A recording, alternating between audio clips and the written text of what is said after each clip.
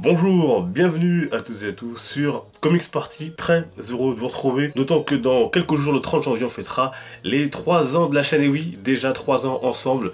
Juste un grand merci à toutes et à tous pour votre fidélité, votre participation à la chaîne, et suivez bien tous les réseaux sociaux liés donc à cette chaîne, puisqu'il y aura bien sûr un concours pour fêter ça, pour fêter ces 3 ans ensemble.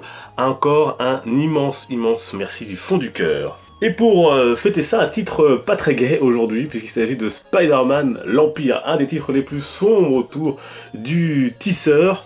Un titre puissant qui ne mettra pas tout le monde d'accord. On en parle tout de suite et je me mets au piano pour vous accompagner.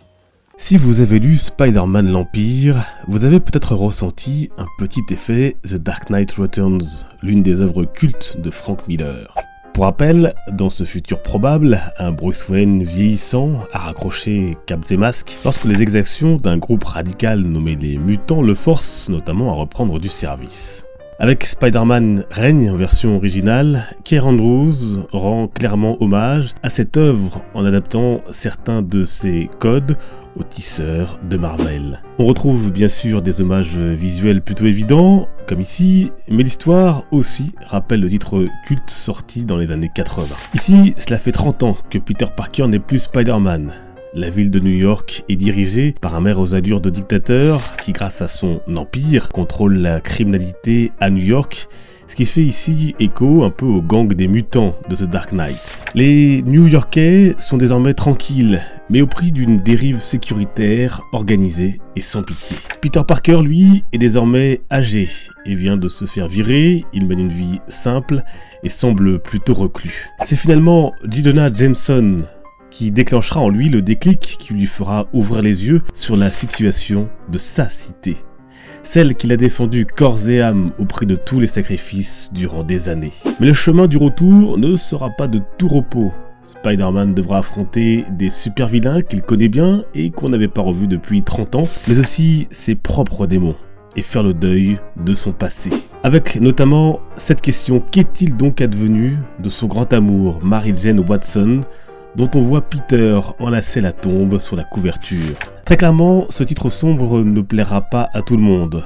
L'écriture peut sembler parfois un peu chargée et abstraite, mais il se dégage quelque chose de ce récit qui peut se montrer parfois bouleversant. Alors il n'a sans doute pas la force d'un Dark Knight Returns, mais il comblera notamment les attentes de ceux qui se demanderaient ce que pourraient devenir nos héros une fois âgés et retirés.